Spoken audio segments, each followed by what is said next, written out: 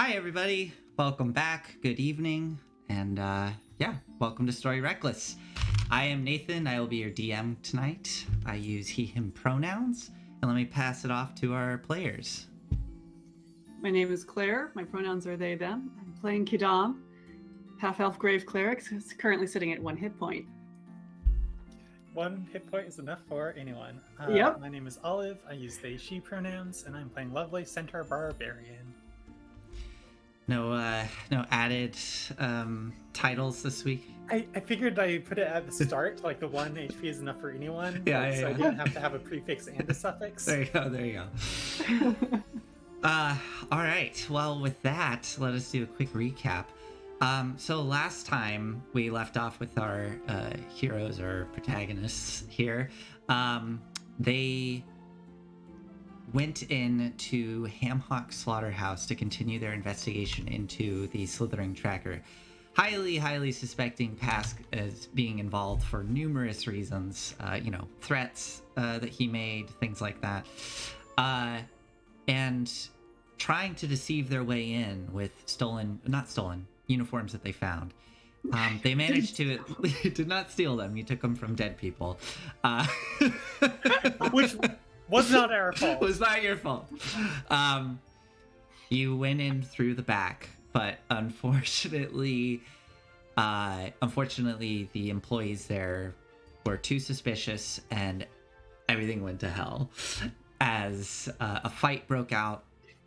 And you discovered that these people who worked at Hamhawk Slaughterhouse were rather violent and seemed to worship. You're wearing chainmail. To work. Quick to violence, and names. All the characters' names started running through my head. Almost called you something else, Quidam. And Quidam noticed some of the these people were wearing holy symbols to the Dead Three, the gods of murder, death, and tyranny that are prevalent. So within we did not Baldur's actually Gate. get that much information. Oh, you didn't? I thought you did see the black gauntleted A black hand. gauntleted fist. Yeah. We never got an explanation for what that was. Oh, I thought that was just something you knew from earlier. Wow. No, Hey, we look only at saw me. the symbol of ball. Look at me. That's why. That explains so much. I'm sorry. It's why Jameis was like, ball. Hey. Like, I'm better than ball. You know what? Yeah. This is Corey all over again. For those of you that maybe haven't seen other streams, sometimes I accidentally read things that are on the screen that I realize, whatever, it's fine. Giving away secrets. Point is, these people seem to be very violent, and they had some holy symbols that were, Quidam didn't notice, but hey, let's say as you're fleeing, it dawns on you, Quidam, oh, that was the symbol to Bane. To Bane, excellent. I'm sorry. I wouldn't have guessed the gods of like murder and violence and death like would be like so cooperative and have like an inter-church like exchange program. Yeah, well, I just gave There's away a a reason lot. for that. Like, there's actually a reason. Anyways. Quidam does not know, but Claire does. Oh my goodness, that was too much. Full disclosure, I'm running a little bit on fumes this evening. So, there you go. Things like that may happen. Anyways, regardless, this fight ensued and Pasque himself became involved, and eventually Jameis showed up and revealed his surprise, the thing he was so looking forward to show both of you. He revealed his creation of the slithering tracker. Quidam, And then I killed it. yes, Lovelace destroyed it with the dust of dryness, and Quidam fell unconscious. And as Lovelace was attempting to flee Hamhawk Slaughterhouse, Pasque, clutching the unconscious Quidam by the throat, by some miracle, Quidam came back from the brink, and in that moment was able to give Lovelace the window for both of them to run out of Hamhawks, while Pasque looked after them, pulling out that slip of parchment that Quidam had given to Jameis with the symbol of Baal drawn on it, the god of murder. So, as the two of you... Hold up. I have his entire shrine of Baal. So well, what's you better have... proof? You have a bone effigy. So, you're not entirely certain what it is, too, but you do have a bone effigy in your satchel. Just pretend like I didn't say anything earlier. Anyways, you go galloping out of Hamhawks on the back of Lovelace. The two of you riding towards the walls of Baldur's Gate. And as you ride through these city streets past Hamhawks, up the cobblestone towards the gates, you can see numerous individuals waiting, and it is a tense moment as you have to get into line and pass through customs. Yeah, Quidam looking miserable, blood soaking down their clothing. However, it's the Flaming Fist. They're not entirely concerned, especially when the two of you present your coin. So both of you go ahead and mark off your 5 copper pieces for passing through the gates. Oh, that's how they get you. Yeah. But nevertheless, it is a tense moment as you pass through customs to get through the walls to the lower city. But the guards seem to not be too caught up with going through everyone's belongings, and they wave you through. You ride through the dense clusters of buildings of Eastway, making your way towards the cracked spine, eventually getting inside and finding yourself before Disa, who greets you with her usual smile and cup of strong coffee at her lips, and then immediately becomes concerned looking at you, Quidam, and just says, "Oh, looks like you had a rough day." We need to see box screws. Of course. Right this way. I'll bring you right down there. Hey, you! And there's somebody who's like perusing the books. Get the fuck out! Yeah, you heard me. Okay. I want to get out now. And she waves this person. Shoot! Shoves him out the door. Close it as they kind of look behind, seeing Quidam, like their blood trickling down. And Disa immediately like pulls down some curtains and then leads you in the back, opens the secret passageway and leads you below, where you can hear that perpetual clinking of coins and see all the various people loading up these scales. And Box of Screws is back there just busily writing in some ledgers. Looks up, seeing you come in, puts the quill away, grabs her pipe, and you come on down as she stands up, pushes the chair out of the way, and just immediately starts waving the two of you towards the back and starts walking down the hall out of this main area. Mm-hmm. She leads you towards the back into a more private area. This looks to be some kind of armory. It's not like a full-scale military style armory, but this definitely is like a ready room. There are various weapons on the walls. You can see some like cloaks and various gear used for, well, Lovelace, you would recognize, like for, business. Dark cloaks, gloves, there's some ropes and some grapple hooks, things of that nature. And then there's just a table in the center of the room with some chairs set up around the edges as she waves you in and sits down. Well, geez, Quidam. We may have the fist after us in a moment. You we all also right? may have a few hours. No, I am not all right. She turns around, walks over to this like locked cupboard and unlocks it, and you hear some clinking of bottles, and you see there's various like vials with like corked stoppers on the tops. Reaches for one, pulls it down with this thick red liquid that sloshes around, and looks to you, Quidam, and tosses it towards you to catch it. It would have been pretty bad if you dropped that. Yeah, I'm aware. That's just a regular healing potion, if you want. I will take that slightly guiltily.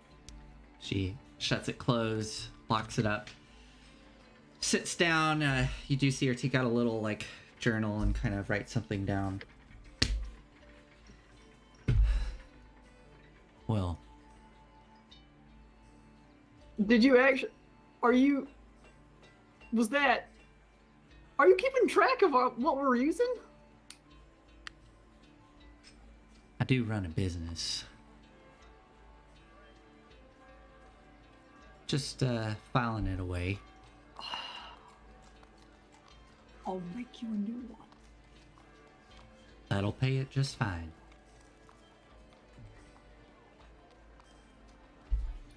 So, you're okay, Quidam? I don't know. Lovelace, are we? We ain't okay, are we? We got some decisions to make, I believe. Catch you up, box screws. Yes, please. Pasque Delusker and his accountant Jameis are involved in the Dead 3 somehow. Don't say. They were the ones who made this Slytherin tracker and have been killing off the employees of their business. We killed it using some dust of dryness, but they know exactly who we are. And Pasque is trying to threaten us with saying that we were somehow involved with the Dead 3 instead. His proof is weak. I got stronger proof, showing this like shrine. This was the Slytherin tracker's house. You pull this like compressed human skeleton out of your pack, like just pull this thing out, and it like a little bone falls off because it's just like held together with like dried sinew, and it's a bit crushed. It's this this nasty thing. Yeah. So now we got to decide whether we want to try to fight Pasque or skip town. They might well make another one. And two of you are convinced that there's enough evidence to implicate Pasque? I mean, Not that alone. What evidence is? Truth spells will be a great deal of help in this case. Well, that's gonna be a bit challenging with the courts around here. Oh, is that not standard practice? Question for Nathan. It probably is, but what Box of Screws, well, even if you do get a cleric within there, it's going to be one that's most likely bought out by Pasque. Same with the courts. Yeah. I'm not saying it's impossible, but it's going to be real challenging, especially with Patriarch being involved. He Keeping could. The truth is convenient, but not sufficient. In most cases, yes. If you have strong enough evidence, you could probably get something together.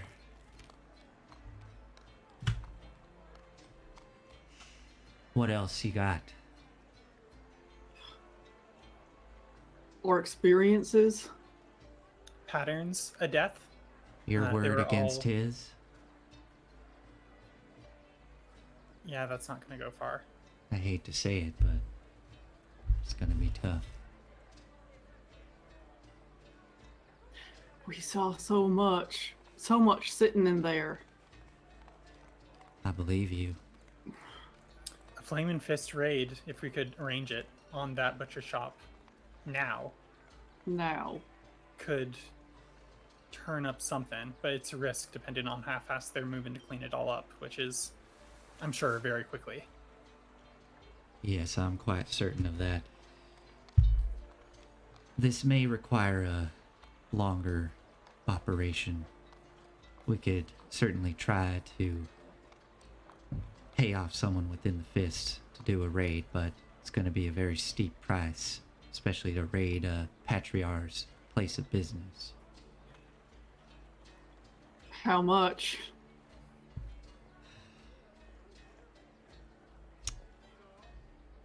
That is a good question.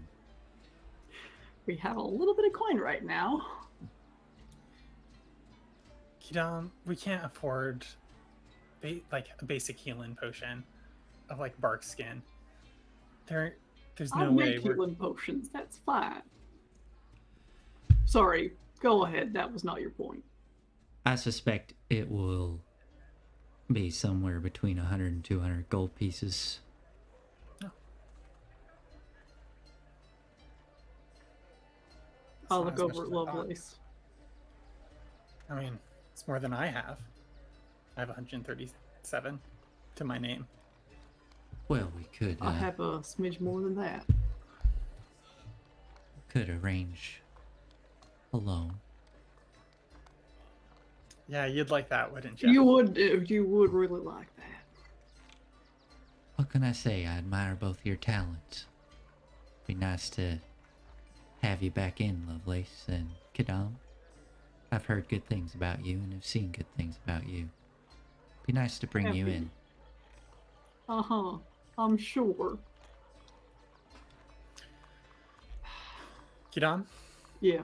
think it's worth it? We could put our money together and basically come out barely solvent, sounds like. Yeah, I think so.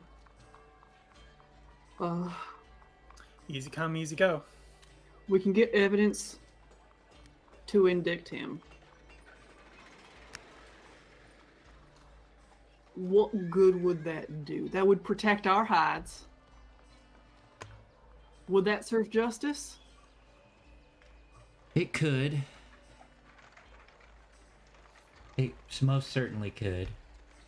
If you were fortunate enough to bring it all the way to the top. I mean, say what you will about the Dukes, but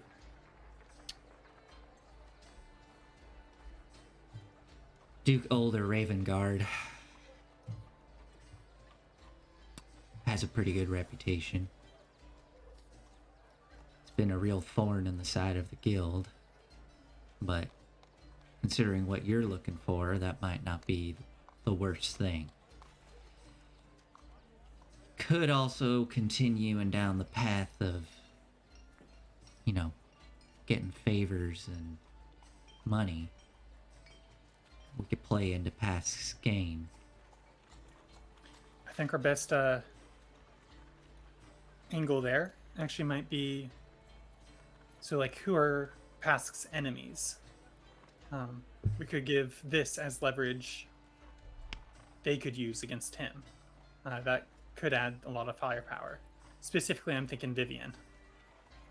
She might be desperate enough to get a leg up on her competition, and knocking Pasque on the peg might be something she'd buy into. With us? I mean, we're even. She doesn't have a vendetta against us. I want the people who have died to have recognition that they were murdered. I want their friends and family to get some kind of restitution. I want to make sure this don't happen again. And we can use Vivian to bring down Pasque and make that happen. Vivian. Vivian. I don't. Who's gonna help? Who's gonna help all the people who were murdered and their families?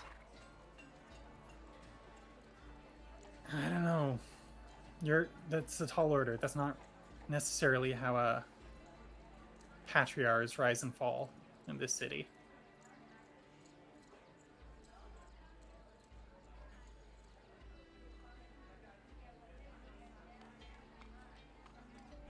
Well, out of character.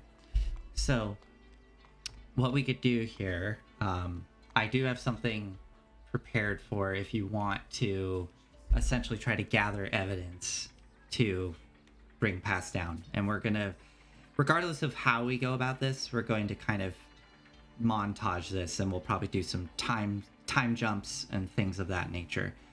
So if you want to act now and pay the 100 to 200 gold, I'm thinking that'll probably be like a skill check, like basically like a persuasion roll, probably to see like how well you can get like pay, like can you convince that whoever the captain is that you're paying off, can you convince them to go for a lower price? Oh, can it be the one who raided the other?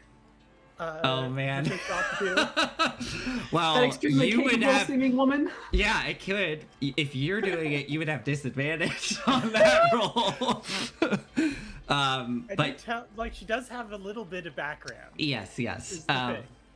But yes. Like, she has all the background actually. Every single piece. So what I'm thinking of doing here is that. Actually, let me ask this. What is the goal that both of you have? What are the results that you would like to happen? And then that might help kind of determine what this looks like. Mm-hmm. Do you have Paul, thoughts? if you want to go first? Yeah. I guess the results that I would want to have coming out of having the Flaming Fist raid is to get some other independent eyes on it. Particularly anybody who might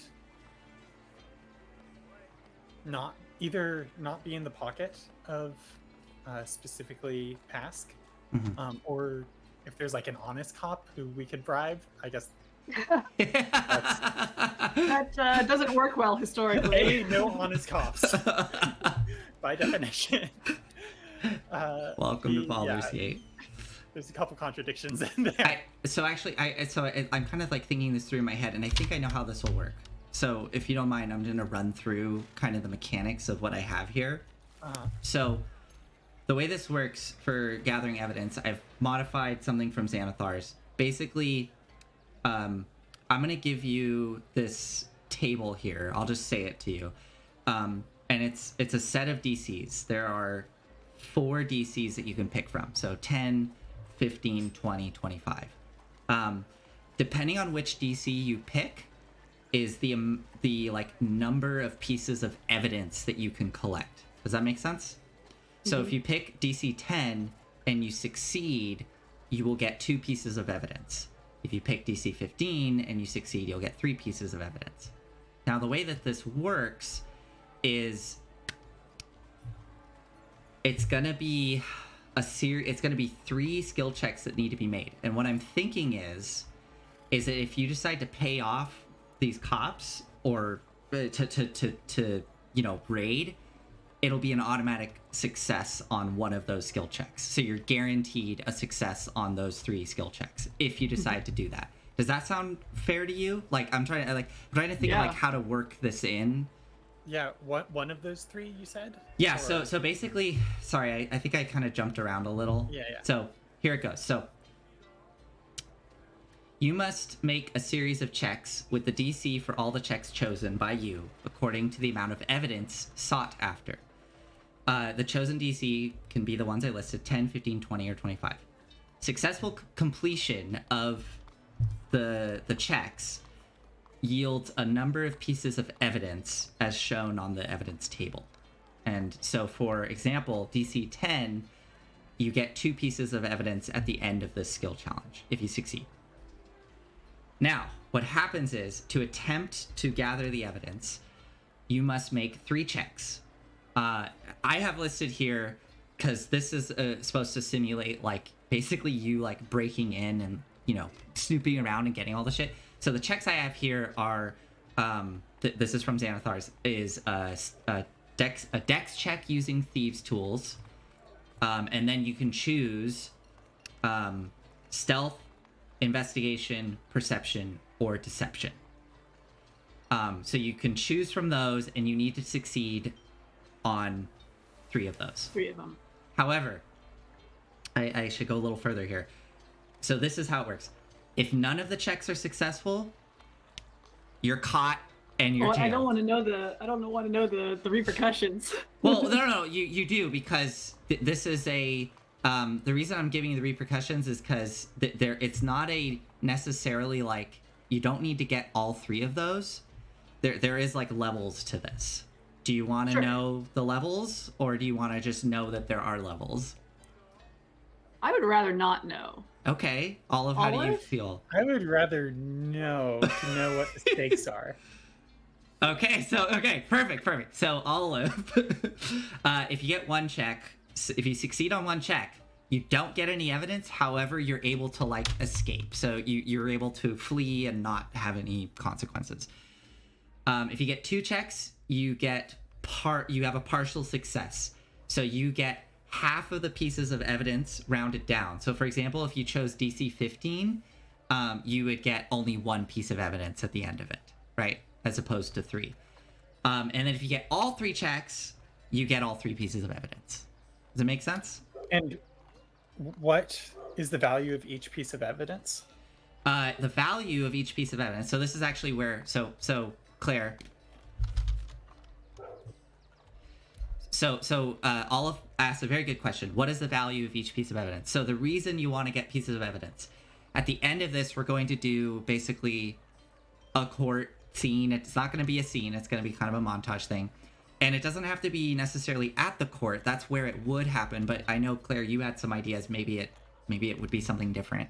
But regardless, this is you're basically going to make a set of final two checks to bring Pasque down. And this is the final skill challenge where you get to choose whatever skill you want to use, but you have to justify how you use it. And basically there is a set DC to bring Pasque down. And with each piece of evidence that you gain, that DC will decrease. With, yes, the DC will decrease with each piece of evidence that you gain. So just to put this into perspective, if you decide to choose DC 25, which means that you need to beat a 25 on each one of your checks, 3 checks, you would get 5 pieces of evidence, which could be huge in bringing that DC down like substantially.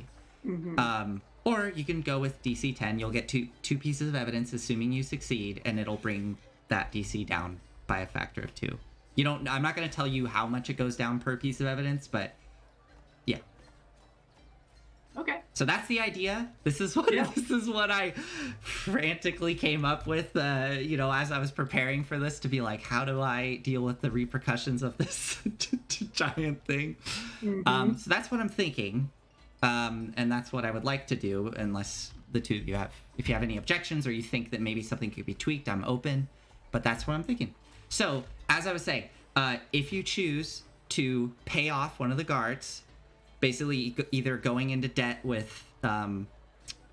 further debt with box of screws, or if you can maybe persuade to get that price lower, it'll be an automatic success on one of those checks. Does that sound good? Yeah. I would be happy to donate some amount of my money towards that. One more question. Yes, So yes. for the outcome where we get half of the evidence, which Claire doesn't know which one it is, Yes. is that rounded up or down? I chose rounded down. Ooh. Yeah. Ooh. Yeah. So just to give you your options, this will be the first step. I need you both to decide how many pieces of evidence you want. So for a DC 10, you get 2. 15, you get 3. 20, 4. 25, 5. Okay, gonna be that one meme of doing math in my head. Gonna do it. 15 seems like the best risk to reward ratio to me. That's what it was until it was rounded down. Okay, if we pay and get 1 success automatically, we're making 2 checks. Mm-hmm. And we make 1 of those. God, then we're worse off than if we only make 1 of them at DC 15. We're worse off than we would be making both of them at DC 10. Oh, you're right. Okay, I see that. Interesting. I Interesting. think it's worth the risk. I don't think a DC 25 is a good choice simply because looking at my stats, I would have to roll a 19 or 20 in order to succeed on my best stats. Yeah, 25. No good, no good. I think I'm deciding between DC 10 and DC 20. Interesting. Because DC 10 is the safe choice. We're like almost guaranteed to get Let's not do that. at least Not be one. safe. DC 20 means that even if we only get half, we still have 2. So we only have to beat 1 of 2 skill checks. And we can probably get up to like +6 on these rolls, right? Just depending on what skills you use. I am open to you using your other skills, but the basically the obvious ones, as I said, are stealth, investigation, perception, deception. Yeah. I'd be okay going for 20. Stealth, investigation. And I guess sleight of hand is part of that as well. Sleight of hand and Yeah. stealth. So Best I have of those is +4. Same. So the DC 20. Can we make 1 of 2 DC 20 rolls? I think so. +4. It's 25 per. About. Oh god! Let's go with 20. Wow, Box of Screws is really laying this all out for us, huh? Yeah.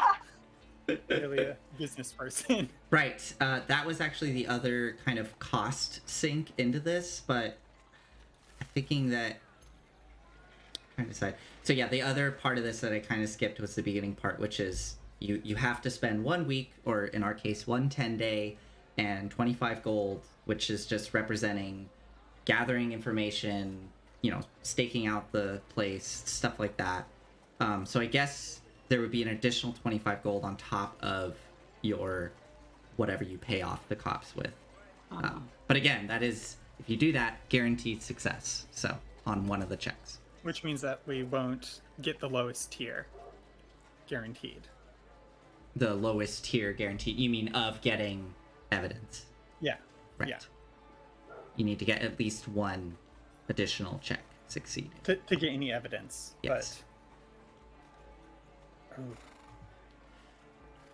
Let's roll some dice. I want to play. I don't know, Claire. I don't think that we can know, get the 4. I don't think we can beat 2D. So real quick, because I did come up with this on the fly. I think I maybe was a bit too harsh with the rounding down. Now that I'm looking at it, I think it might actually make more sense to round up, because that would allow for, I think, a more... Well, no, because then it's the same problem, I guess, because then it has 15 and 20 are now... Yeah, because then, like, I'd probably go 15. Yeah, that's super weird. Okay, yeah, then no. Okay, what think, if you counted half of evidence? No. Do you have yeah. Anyways, what are you doing? Yeah. I gotta say 10, Claire. I don't... That's so safe. It's so safe, but... Go with the 15. No, do what you want. Like, if we go with 10, we might not even have to pay out all of our gold, and we'll end up better than we would. We have a higher chance of coming out with 2 pieces of evidence, and we don't have to pay. I want to bring Pasque down. Yeah, me too, but... And this is the most strategic way to... So, like, in character, I think that this is represented by, like, Quidam, you saying, like, I want to bring Pasque down. Like, let's go for the throat. And, like, weirdly, Lovelace is the one who's saying, no, let's not go for the throat. Like, let's... Well, maybe you you're... gotta be tactical about it. I mean, I don't know, maybe Lovelace is more savvy, like, is more used to this kind of thing. Yeah, I think so. I think that that's it. Like, Lovelace has been more steeped in the guild, right? Yeah, and, like, you know when to try to, like, fight power with power, and you know when to get away with everything that you can. And Okay. Could I ask for a persuasion roll? Ooh. Against Lovelace? no, No. Lovelace makes a persuasion roll against Quidam. I'm fine with it. Are you okay with that, Lovelace? I guess like I would want to know again, like in what context is this? Like like whether to go for the 10 or the 20. Essentially, mechanically speaking. uh-huh. Or in game 2, persuade Quidam to go the The safer route? underground route. I mean, I think Quidam will have to go into debt if you did decide to do that, because Lovelace is not super willing to dump all her money in. I don't know. I might not. Yeah. Okay. Sure. I'll roll that d20 persuasion. I have a DC in my head. Yeah. I have a +0 on my sheet.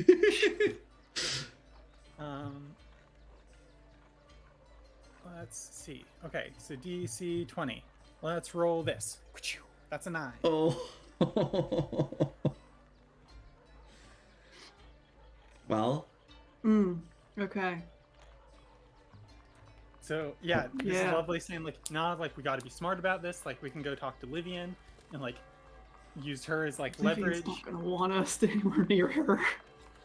Whatever. She's a businesswoman. She'll get it. I don't think I like business, if this is how business works. Yeah, no one does. This is Baldur's Gate. Quidam, where have you been this last couple I'm an decades? anti-capitalist, all right.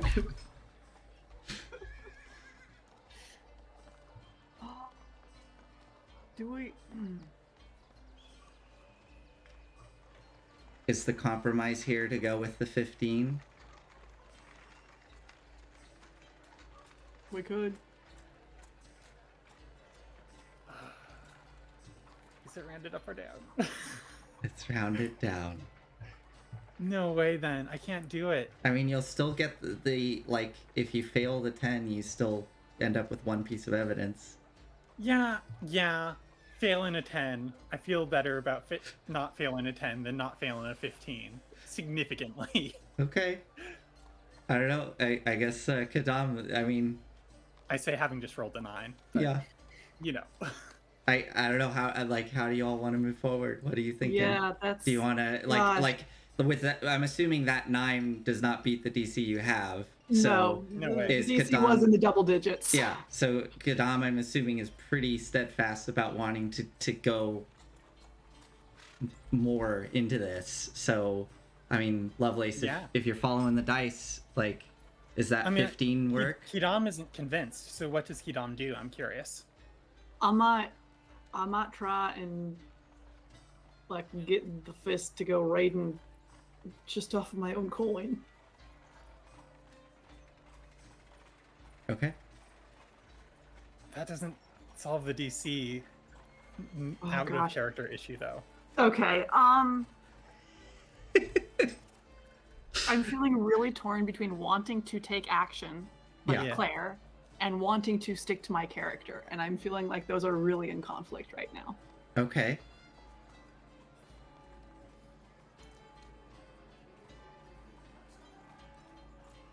I'm sure this is fascinating viewing for all of you. Yeah. Conflict is great. Yeah. I mean, I would, I would say we could play this out in a scene, but I feel like we're already in this kind of fast track thing. I think we just need to make a decision. So Yeah, if I y'all think can't you're make a right. decision, I'm going to say you're going to go for the 15 as a compromise, if that's all right with you. We're going for the 10. I rolled a Okay. 3. There you go. Let's go with the 10. Quidam, you're not feeling like arguing today. You're perforated. I am perforated. I've been perforated in multiple places today. Okay, let's go with the 10. Okay. So are you paying off Flaming Fist to get a guaranteed success? Yeah? Okay. So can somebody do a persuasion roll for me to basically represent, Yeah. see if you can bring that cost down? I think I would be the correct person to do that. Okay, it's gonna be Oh, that one. yeah. So unfortunately, as the two of you are deliberating, Box of Screws snaps her fingers. Somebody comes in and she sends somebody out as you are discussing with Box of Screws on how to get all this done. About 20 minutes pass and the runner comes back and unfortunately looks to all of you. It's gonna be 200 gold pieces to pay him off. And Box of Screws looks over at the two of you. Well, suppose we gotta do a loan here, it seems. You okay with that? How much are you willing to give Lovelace? Box of Screws. I knew you'd get me somehow. I'll throw in 50. Okay. We need 5 gold. Oh, okay. I'll do 60 even then. If you're going all in. I'm going all in. Yeah, Okay. all right. Okay. Well, so you're gonna pay for it, the two of you, on your own. Yeah. I think Okay. so. Yeah, I'm not going in debt to her. Okay. Yeah. Then go ahead, mark off how much gold you spend, and yeah, Box of Screws. All right. Well, I do admire that. And she gestures to the runner as you pass the gold off, and they go running out to commence the raid. As time passes and you start getting a plan together, depending on where you all want to be, I'm just assuming you're going to be staying in this hideout to kind of lay low. Eventually, yeah. One thing about that, I will insist on a runner, someone not suspicious, to go to the Faffle stamps and tell Pog and Orla that I will be staying. I'm willing to coordinate with Box of Screws on where I tell them I'm staying, Okay. but I'm staying in the lower city, and to come get me at a different address Sure. if things should happen before I'm done with all this. Sure, yeah. So, yeah, Box of Screws sends out another runner to inform the Faffle stamps of where you will be staying. Should she go into labor and you need to assist with that. As the day progresses, you are down there just in this kind of dark, dank interior. Not super dank. Towards the back, it gets a little musty, kind of in the area you're at, but up towards the front, it's not as bad. And as the day progresses, eventually as the day starts coming to a close, that one runner who went out for the raid comes back to report that they were able to muster up a contingent of Flaming Fist. They did raid the Hamhawk slaughterhouse. Unfortunately, most of, if there was any evidence, had been collected. However, they did find one thing within there. What did they find? They found behind the portrait of Pasque himself within the office, there was a little nook in the wall there, and they found a statue within of an armored man wearing a bucket helm, his right gauntlet painted black, clutching a set of shackles that kind of splayed out down before the feet. And you're informed that this is the holy symbol to Bane, the god of tyranny. It's not entirely illegal to worship the dead It's three. just art collection. But it is still pretty damning because it's very, very frowned upon, especially for a patriarch to have a holy symbol to Bane. So there's the one evidence that they managed to find there. But Nathan, how did this butcher shop get rid of all the bodies? I don't know. But yes, Darndest thing. I unfortunately, left my hand axes there. Also, I just realized. sorry, Yeah. they are Yep. there. So the day comes to a close, and now we are going to start fast forwarding through time here as we resume the last part of this operation. So you have one skill check automatically succeeded. I realize I gave you evidence when I shouldn't have, but oh well, let's hope you get the other two things. It's fine. Okay, so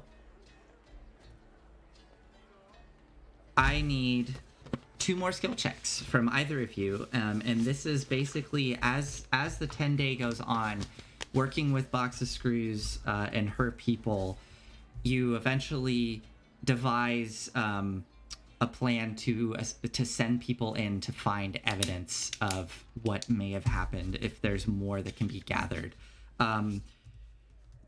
I would say there's essentially 2 operations occurring here. There's one where Box of Screws is going to have people break into Pasque's manor during the day to see if they can find anything there. And another contingent is going to actually go back into the slaughterhouse in the evening to see if they can find anything there. So even though, I mean, unless you think you would be a part of these raiding parties, these break-in parties, what do you think? Like, what is Quidam and Lovelace doing during this 10-day as all this is happening? Lovelace would love to see the inside of another Patriarch's manor Okay. while doing bad things to them. Yeah.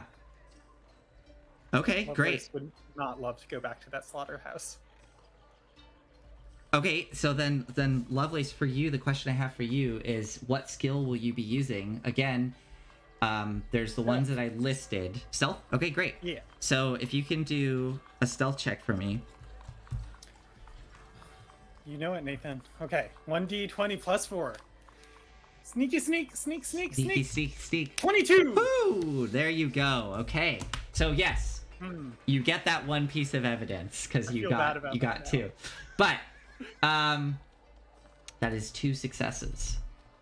So, Lovelace, you want to go into the other Patriarch manor. Breaking in the middle of the day as everyone is out at work, you break in with this small group of thieves, and as you comb through the house, well, let's find out actually. I want to see if you are able to get one more piece of evidence. So what I would like to do before I reveal if you find anything or not, Lovelace, is to see if you can get that final check. So I would like Quidam to participate in this. Is there a way, Quidam, that you think you would be aiding in this whole process of trying to gather evidence? Yeah. I think if people want to go back to Hamhocks, I will absolutely go with them as a semi-guide. Got it. Okay. And direct them towards Jameis's office in particular. Okay, perfect. So what skill would you like to use? Could I use religion? Yeah, sure. How do you think you're using it? Like, to look, like, are you looking for... I'm looking for, like, holy symbols, yeah, but more for, like prayers, texts. Got it. I'm looking for, like, a space that has been maybe set up as a ritual space, but then certain elements have been removed because they know they're under suspicion. Okay. So go ahead, make your religion check for me, and we'll see if you get that. That's cocked. I'm gonna roll that again. I trust you. So nervous. Okay. 15. Okay, yeah. So you would have made the 15. Yeah. You would have made the 15. Yep. Yeah. So, you're only going to get the 2 pieces of evidence. So what I'll say is, Lovelace, you combing through the manor with this group of thieves, it's actually, like, very clean. Like, you don't find anything of suspicion within there. It's remarkable, really. But you are able to stay very quiet and discreet with this group, avoiding like servants that are still there tending to the manor, and you even go within Pasque's just grand bedroom. This, by the way, this manor is much more decadent than that of the Guthmir's manor. I will say some things of note. There is definitely this like master bedroom, and you can see there are these paintings on the walls and things of that, and a big 4 poster bed.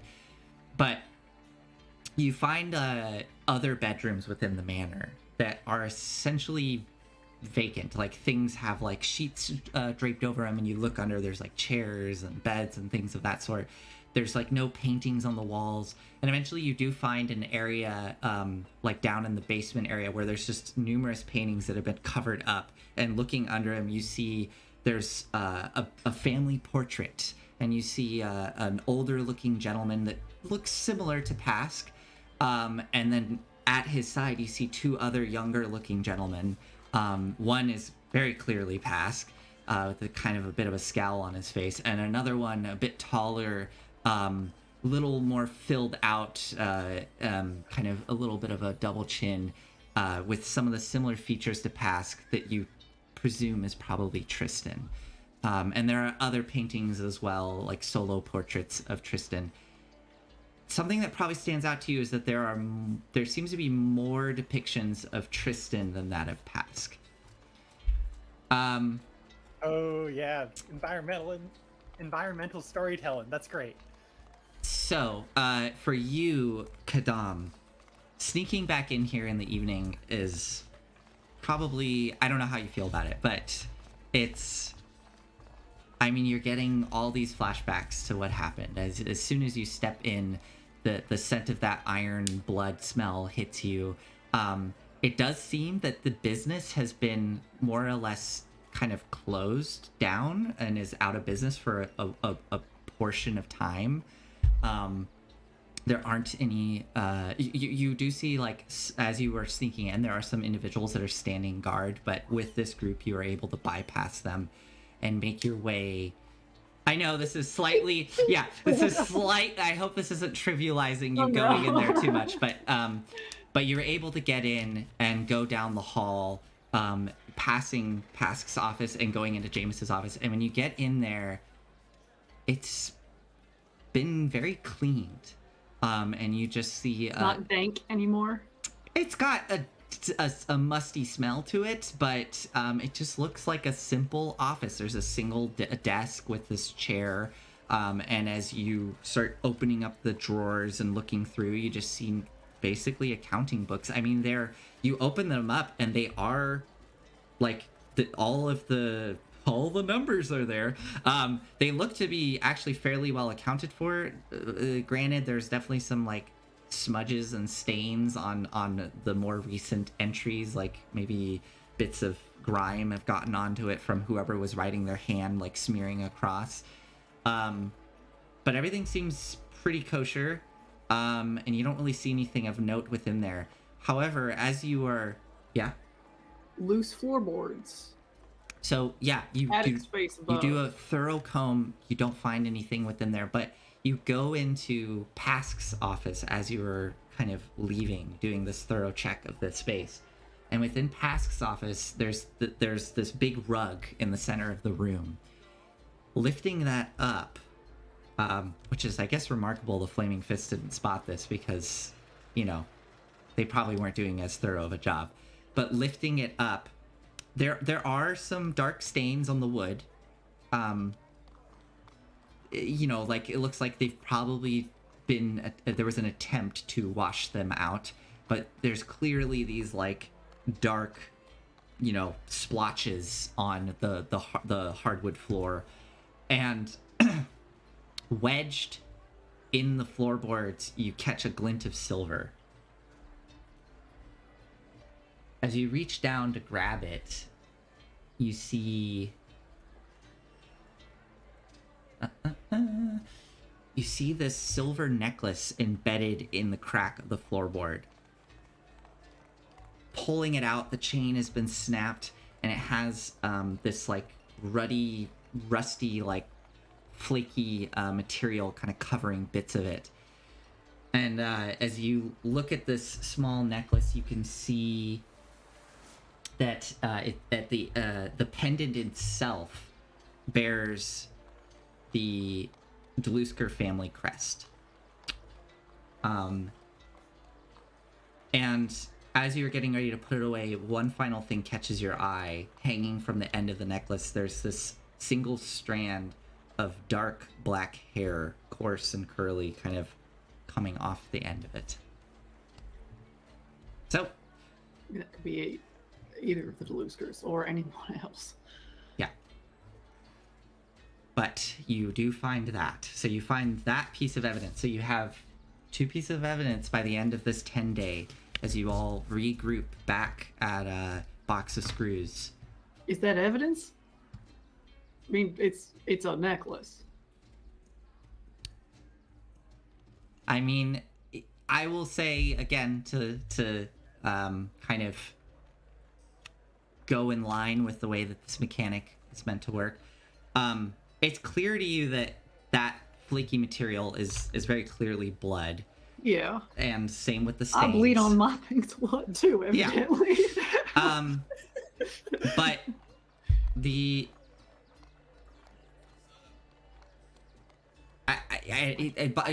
box detect magic on it. There's no magical effects, but box of screws. Box of Screws points out that it may be enough to arise, like to gather a more thorough investigation of Pasque, to have like higher up authorities get involved. Mm-hmm. So, considering that there is a dark bloody stain on the floorboards of the office with this broken broken pendant in the floorboards. We never learned what color Beatrice's hair was, did we? No. It was described as like dark and bushy. Mm-hmm. Not even dark, it was just bushy. Not dark, just bushy. Yeah. We could also hand over the mirror and comb that we found in Beatrice's house as like supporting evidence that the 2 of them were involved. Mm-hmm. And also the shrine to a dark god. Yes. Yes. Maybe a little bit more direct. Yeah. So, and I will loudly proclaim that I am happy to go under any truth spell that anyone wants to cast on me.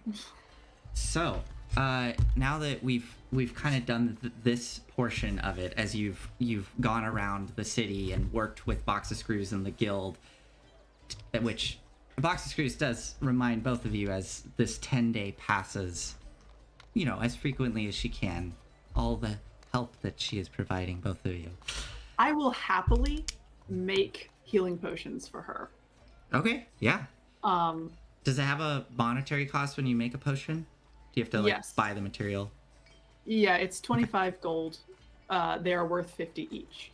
Okay, yeah. So I will. As long as she gives me the materials, I can make however many what she wants. Max of 10, I guess. Got it. Okay. Yeah. Well, Quidam, see you're working for the guild. Nope. I mean, so yes, she will happily have you make healing potions. She does point out though that she does need to purchase those materials to make those potions. And I point out that she is getting literally double her money back. Make a persuasion check for me. Double money on an investment is chump change. Persuasion 16. Okay. Yeah, you were able to pay off whatever debt that she was holding on to with this health potion. But regardless, at the end of the 10-day, unfortunately, you are only able to gather this amount, but at least you have some. Mm-hmm. So my question to both of you is, again, we're gonna abstract this with another skill challenge, but 2 things. 1, what is your goal at the end of this? I'm assuming it's you want to bring, Pasque to justice. That seems pretty obvious. More important than Pasque getting punished, mm-hmm. for me, mm-hmm. is that people know what happened, and the people who are still living, who have been hurt by him, get some kind of justice. Okay. And 2, how do you imagine this playing out? I have a very good idea of how this will happen. Like, the way that this would happen within Baldur's Gate You would get taken to High Hall, or you would go to High Hall, which is like the government body in the upper city, and literally go through the courts. And as Box of Screws points out, it's possible, it's just risky because of the corruption. But that's how I imagine it playing out, because that's like how it would go through, through the proper channels. But do either of you have an idea of how this might play out differently? Is there another scenario you can imagine where this might occur? Yeah, I would like to exert social pressure Okay. on the courts, the dukes, like everyone who's involved through, I guess, protests. Okay. Getting, like, the Healer's crew has connections to the Brethren of Barbers and the Apothecary Alliance. We have, although I'm not going to use them unless we have to, more guild contacts. Mhm. I have helped at, several hundred births. So that's, at least 400 people who know about me. And All right, yes, of course. that I kind of get it. thing. Yes. We get it. I think like Lovelace is actually like super into this, where it's like she has zero faith that going through the institutional system will do anything. Okay. And so like, yeah, she's super down to like, I don't know, like go to bars and like be like, yo guys, look at this sculpture we found. Hey, did you hear about how the Flaming Fist keeps like raiding like these butcher shops? All right, so I will say this, that obviously you can't really go through the streets openly at this point, Yeah. like you suspect. But Right. again, but no, it's fine. Like you're able to do this again through the help of the guild right now, through Box of Screws' connection. There are numerous underground passageways, either through the sewers themselves or just ones that they've created over the years, that allow you to go up into the bars without walking through the streets. So Lovelace, you were able to do this. You're able to go around the city and start spreading the word on this, while Quidam, Box of Screws is able to, I'm assuming you want to go to the outer city. Box of Screws is able to smuggle you out, and you start spreading the word and getting all your connections together. Now, is this going to look like you literally want to get like all these people together in basically like protest in the lower city or in the outer city? Or you like, do you want to bring them all into the walls to like protest in some kind of town square area? If we could get a couple of smaller protests, one in lower city, one in outer city, that's Yeah. great. But specifically during the trial, I want as many people as possible outside the courthouse Got it. Okay. and silent. Okay. What? You want them just standing there in silence? I want intimidation here. Okay. I have heard that large amounts of people standing in silence as protest, or even sitting in silence, is far more frightening to people in positions of authority than rowdy protests. Okay. Well, let us do our skill checks. So, boy. Lovelace, what skill check are you using as you go around to? I mean, this does sound like persuasion to me, but maybe it could be something else as you're going around to, get everybody up in arms. I'm looking at my skill sheet. It's not looking good. Well, If I'm I gonna. beat you up, you have to come to this protest. Yeah, intimidation.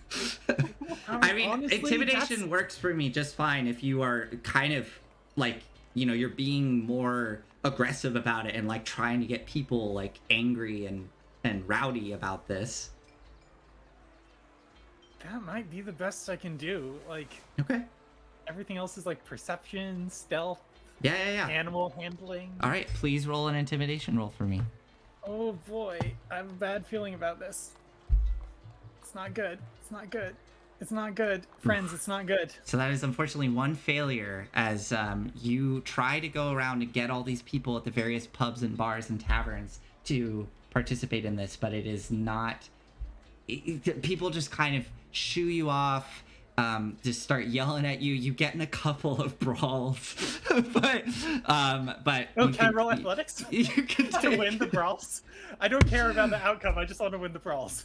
I mean, this could, because there's I'm gonna go to Quidam, but this could be your next attempt, because you need to get 2 successes here to have this work.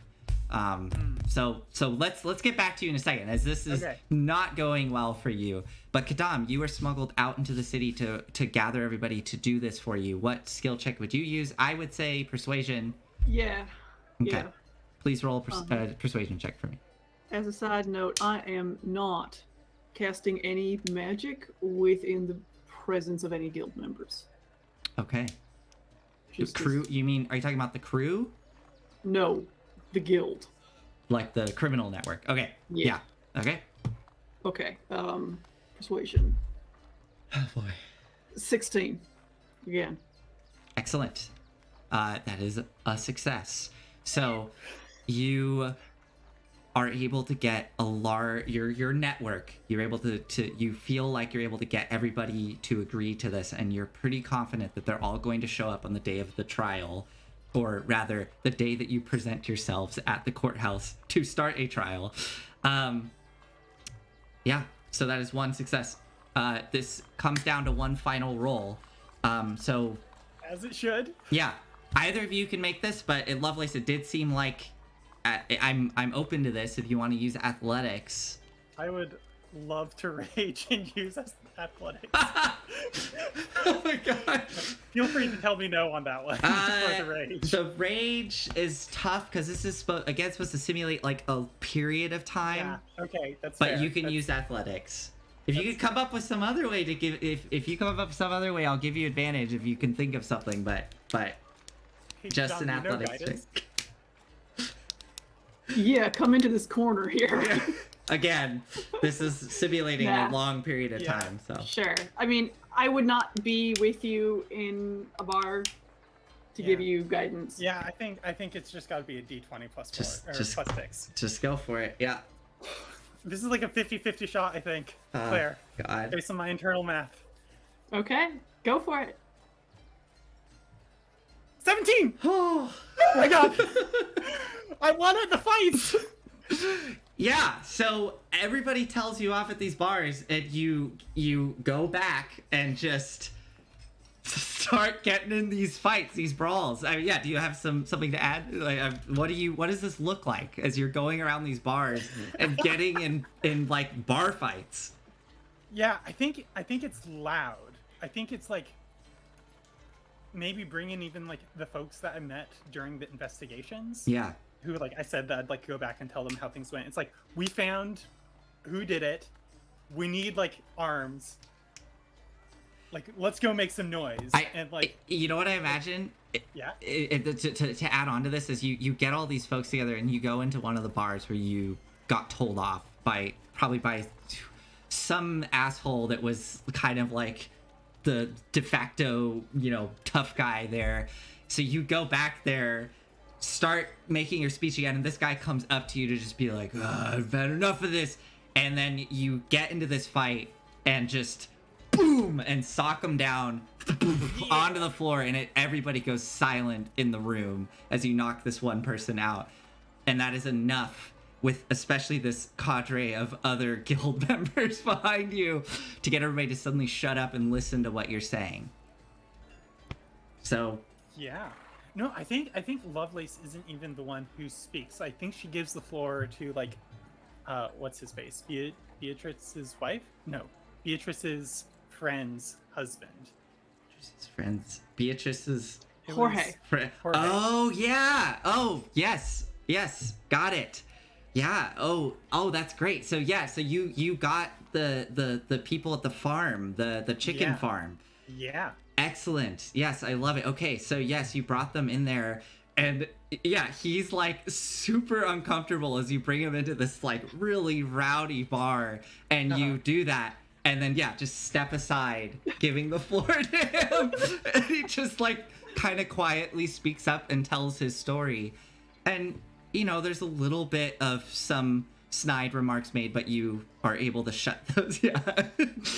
But as he gets going into the story, you feel a silence fall over the room, and people actually start listening, and people start to really get involved with this, and yeah, like you hear some people agreeing, like this is fucked up, and yes, we're sick of this. Patriarchs are just literally killing us in our sleep brutally, and they expect us to do nothing about it. Yeah. Doesn't that make you mad? Yes. Well, let's go sit silently in front of a courthouse about it. So, with those 2 successes, Thank God. you both show up at High Hall with a massive crowd in tow. Actually, I don't even think it's that. I think you show up and they're all waiting there. All of these people standing around, and you see these guards, the watch are all like on the edges of High Hall at the gates and various entryways and up on the walls, and they all look terrified as they're staring down at this crowd. And as you're walking up to the gates, both of you can hear some of the watch talking, and they're like talking to each other. I just don't get it. They're not yelling or anything. They all just started showing up and standing here in silence. I don't understand. And you hear another one be like, we should get them out. Do you see how many there are? As you go walking through the gates, so they kind of stop you for a moment. Whoa. And you state your business, are able to get inside. So I'll kind of open it up to the 2 of you as eventually you are brought into the courtroom, and Pasque is brought before you. You do have to wait quite a while as someone fetches him. And you're standing... This, just to put it in perspective, as you go into the upper city, this building that you approach, it is not quite a castle, but it is quite a grand display of architecture before you. It is at least 5 stories in height, with 2 towers that rise up on either side of this large, boxy structure. And the towers themselves have these beautifully domed roofs with blue tiles, and surrounding the entire High Hall are 20 to 30 foot walls with turrets at the corners and at various defensive positions. So even though this is a seat of government power with these more stately looking buildings, it is still surrounded by a very fortress-like structure as you are led inside. And you find yourselves on the first floor, stepping in to this grand stone room that is echoing with your footsteps. There are many, almost like a cathedral or something. There are benches set up for individuals to sit at. And at the back of the room, there is this large podium where there is a stately gentleman sitting there with this powdered wig on and kind of crumpled up with his gavel. And you have to wait there for quite a while as you see nobles who have caught word of this start filing in to watch whatever this might be. And eventually, Pasque comes strolling in with a contingent of his own watch, his own guards following behind him. And the trial commences. It does last quite a while, and Pasque clearly has a lot of influence here. But with all of this, the work you've done with the populace, this story has spread, and it has even made it up into the upper city. And you can see that some of these nobles sitting there are like whispering to themselves and talking, and you catch glimpses of conversation of the story that has been told all throughout Baldur's Gate of the awful atrocities that Pasque and the Delusker family have committed. Do either of you, what is the final moments of this look like as Pasque is progressively getting more and more nervous, and he's taking that little handkerchief that you saw him holding up to his nose, wiping his forehead. He is desperately trying to present evidence of you breaking in, killing his employees, and showing the parchment with the seal of the god of murder. Murder weapons. So, what do you all? What I would love for you to contribute to this kind of these final moments. What you got, Quidam? As Pasque gets progressively more nervous, I get progressively more outwardly calm. I don't think my actual nervous state changes much at any point, but I am trying to seem more rational and reasonable than him. Because I know that reads well. I think Not necessarily because yeah, I'm in the right Yeah. yeah. I think at no point does Lovelace think that this is gonna work, and keeps being like, like, let's just go like wreck the place. We got all these people.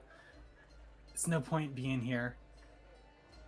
And like exerting the same kind of pressure that she did when we were going for DC 10 and to take off your bracelets. It's just like, this isn't gonna work. Frankly, I'm okay with people wrecking stuff if we lose. But only if we lose. Okay, I can work with that. I don't trust these benches. Did you see that one move? A mouth for I don't like this place. And like Lovelace is just uncomfortable again. Yeah. Like, this place was like, it's like a lot of sitting, but no place for her to sit. Yes, and it is a lot of that, and it's a lot of waiting and listening to people deliberate, and these like loud, loud voices of the judge echoing through the hall as he's deliberating, and Pasque, trying to make these grand speeches as then you step up and present your evidence. As you're kind of having these doubts, I might cast Zone of Truth on myself at some point. So I think, Quidam, when you step forward and maybe even like you start to cast and you see the judge like hold up a hand looking concerned as you're getting ready to cast a spell. Oh, I would ask permission beforehand. And you see Pasque kind of, look up at the judge, raising an eyebrow, and at this point you hear a loud sound of a door echo through this chamber, and everybody turns to see this very broad-shouldered, kind of square-jawed individual with a crooked nose and silver hair in rather simple black garb, but with a beautiful longsword at their side. And he comes walking in confidently, and you see Pasque get utterly, like, frightened by the presence of this individual as they come striding in. And the judge kind of stiffens up and looks around. All rise for the Grand Duke Older Ravengard. And everyone stands up as he comes striding in, kind of bows to everybody, and steps up to the podium next to the judge, says a few words quietly, looks over, and then takes a seat next to the judge. The Grand Duke will be overseeing the rest of this trial. Quidam, please, you were going to cast Zone of Truth, I believe. You have permission to do so, and Pasque, if you don't mind participating in this. Of course. And with that, Quidam, you, over the presiding of Grand Duke Older Ravengard, are able to cast a Zone of Truth. Getting Pasque within it, you do feel him resist, but again, just for the sake of the story here, as you've succeeded on your skill challenge, he is unable to resist. What do you ask him? What do you ask him? Oh my god. I had not considered that.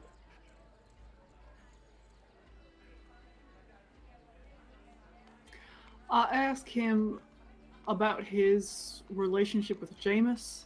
I asked him how he came to find Bane. I asked him why or what happened to Tristan and why he was so frightened of people finding out whatever that was. Just as a first batch of questions there. For Jameis and Bane, he's able to more or less kind of talk around it in not too incriminating of a way. That's fair. I mean, he's definitely leaving a lot out. But when you ask him what happened to Tristan, he becomes very stiff.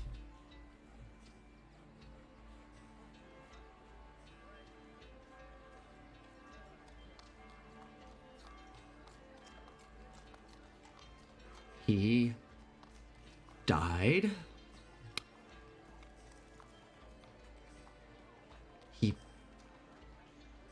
He died. Anything else? How did he die?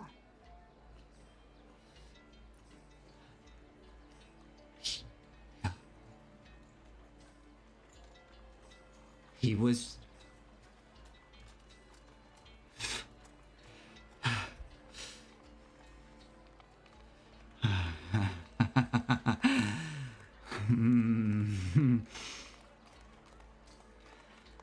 He drowned. He had the blood pulled from his body.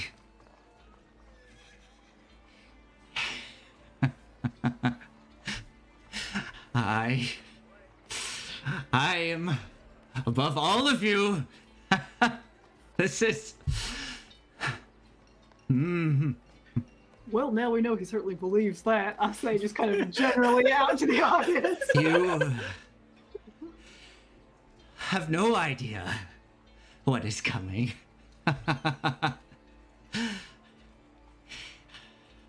Why don't you tell me about the creation of the Slytherin Tracker? Who was that? That was his little whore.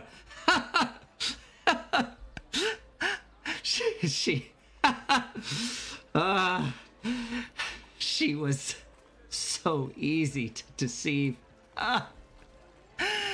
Oh, so desperate to be with him. I see.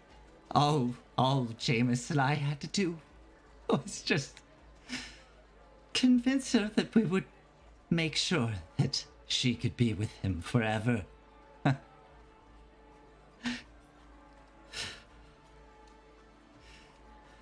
Well, go on.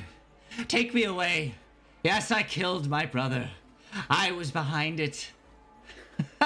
But trust me, there's more to come. Would you mind telling us about that? I think I've said everything I've needed to say today. Everything I'm willing to say. You fucking dirty outer city, you scum, all of you. And at this point, some watch soldiers start coming out and grabbing him by the shoulders and start dragging him through the hall as he just is yelling into this empty space. Not empty, rather full, but it just echoes through these stone halls as he is being dragged out. And the judge starts slamming the gavel, trying to get everybody to settle down as he is pulled out, and the two of you are standing there before this audience, the judge and the Grand Duke. The Grand Duke does stand and step down, walking up to the two of you as he kind of stands there before you. His outfit is very plain and kind of utilitarian in its makeup, not much filigree to it, although it is finely made. And he puts his hand on the pommel of his sword and looks over the two of you.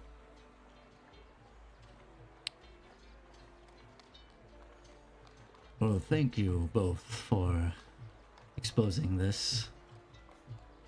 I'm assuming the two of you are responsible for everyone out there. Yes, my lord. You're welcome. There will It was just the right thing to do. It definitely seems that way. There's not going to be a problem with all of the individuals out there, will there? I don't believe so. Good.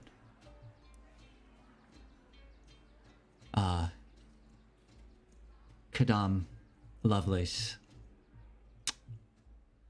thank you again, and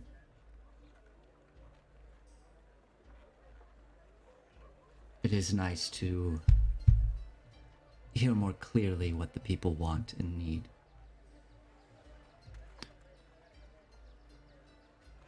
Good day to you both.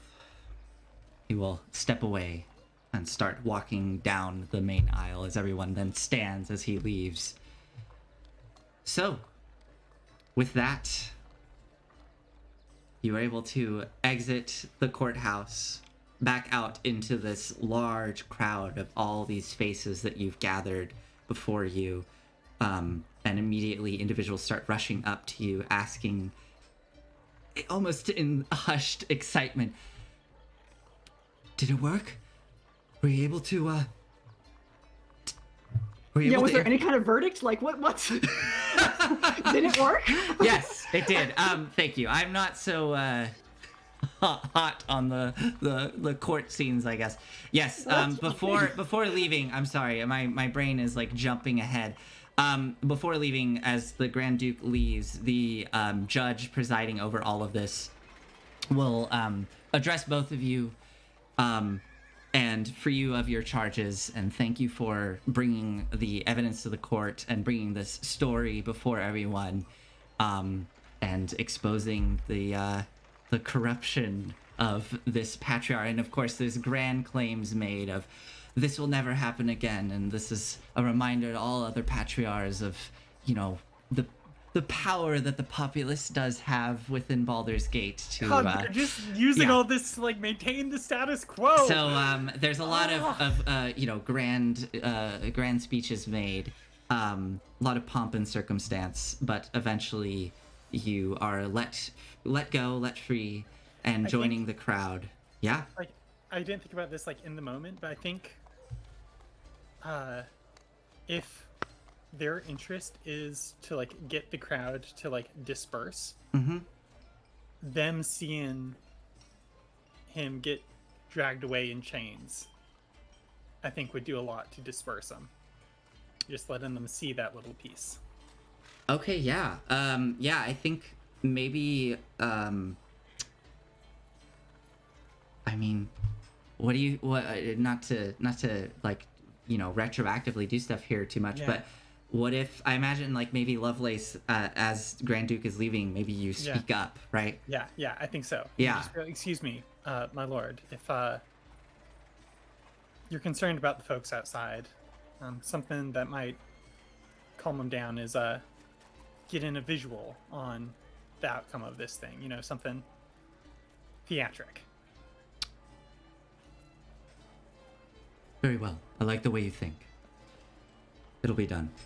As he heads out and stops by two of the watch at the door and kind of relays the orders to them. And yeah, as the two of you leave, as you're starting to walk through the courtyard of the High Hall, you hear the sudden eruption of cheers from outside. And as you open the gates, you see Pasque being led out in chains through the crowd as people are parting. There's a little bit of rowdiness as some folks throw some things at him as he's being pulled out, but they are quickly dispelled by numerous watch who start filing in to stop any of that. But regardless, he is dragged through the streets of the upper city and eventually taken down to the Sea Tower of Balduran, where he is imprisoned. However, with all of this said and done, as we wrap up this story arc, do the two of you have any kind of last, like, moments you want together as this all comes to a close? I think during the 10-day, where we are staying at the Cracked Spine, I am leaning pretty heavily on Lovelace for emotional support. Yeah. I think more scenes like the one after our places got ransacked. Yeah. Where, like, we just lie down together. I think there might be lots of that. Like Quidam is like, I think, a source of safety. Really, like Lovelace can just trust Quidam. Yeah, and Lovelace can give Quidam context for what's going on. yeah. Box of Screws sets you both up in like the bunk area of this kind of underground establishment. Even brings in one of the cots for you, Lovelace, that centaurs use. But yeah, I think as the 10-day goes, there's moments where the two of you are just in there, lying together, comforting each other. And then when all of this comes to a close and you are walking through the city streets of the upper city with this large crowd of all your community that you've organized together, however that may make you feel, but regardless, this was definitely a triumph for the outer city to bring like visual and public justice down upon a patriarch. And yeah. Surprise! Okay. Aw. I do love that visual. I think Quidam, like, as you and Lovelace are walking through the streets, I'm assuming is Quidam Openly weeping. Yeah. You have many of the community members coming up to you and consoling with you, thanking you for exposing this, all the hard work that you've done. The two of you have definitely become more, publicly known, I guess, within the outer city. You might have even gotten some recognition within the lower city and upper city with this. But the thing I want to end with tonight is, as you finally get to return back to some normalcy of your lives, and the days start going on, the Faffle Stamps eventually do have their new child. It's twins. That's right, it was twins. Their second set of twins. Oh my god. Okay. I don't actually know how. Sure, we'll say that they're. Yeah, they have twins. They have a baby boy and a baby girl. And they are thrilled, and you help them with this process. Lovelace, you. I have an idea. Yeah. For a thing. I think there's some kind of contact with the centaur community. Oh. In this like big event. Yeah. Where Lovelace was telling the truth. Yeah. What do you imagine? I mean, I could say this is just in a very simple way. That centaur that you saw that turned their back on you, that was basically the like rickshaw, Yeah. For Pasque. They were out in that crowd and they approached you as you were leaving. I believe I had their name.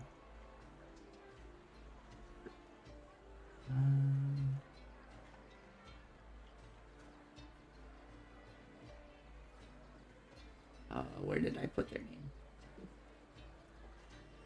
Did I give you the name? I thought I did. I didn't write it down because Quidam doesn't know it. Yeah. Oh, Harath. Harath does approach you. Kind of, you feel a hand on your shoulder, and you turn to see them kind of stopping you as you're starting to follow this crowd. They look towards you.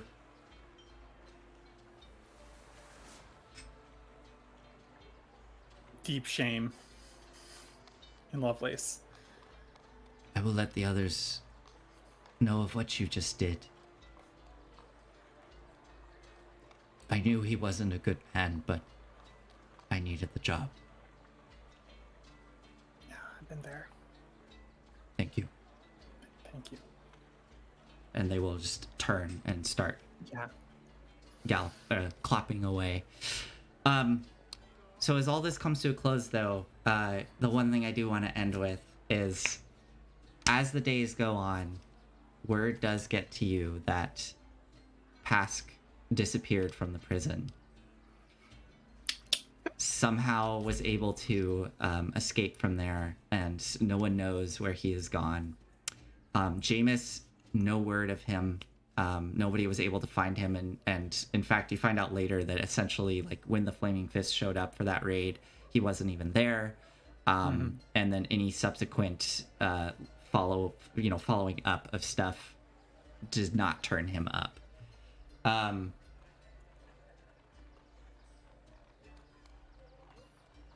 That would be too easy. It'd be way too easy. But what the things you do find out is it appears that Pasque was using Hamhock Slaughterhouse as he was setting it up as some sort of base of operations for folks who follow and worship the Dead Three. As the days go by, as the slaughterhouse is kind of combed over, there's a few more holy symbols that are dug up, hidden throughout the place. And it becomes very apparent that all of the employees that used to work there were either slowly let go or killed by the slithering tracker, and all of the new employees have essentially disappeared as well, scattered to the wind. And it seems that most likely those that were able to get picked up had connections to the Dead Three. The attacks on people in the outer city from the Dead Three become less numerous, nearly non-existent as the days go by. But of course, there are still rumors persisting that the Dead Three are ever present and those that worship them. So with that, I think that'll conclude this story arc of the Slithering Tracker. I hope you all enjoyed. This was, this was a little bit of an undertaking on my part. Yeah, I will. It was a mix. It was a lot of homebrew with a very thin bones from Baldur's Gate Descent to an Avernus.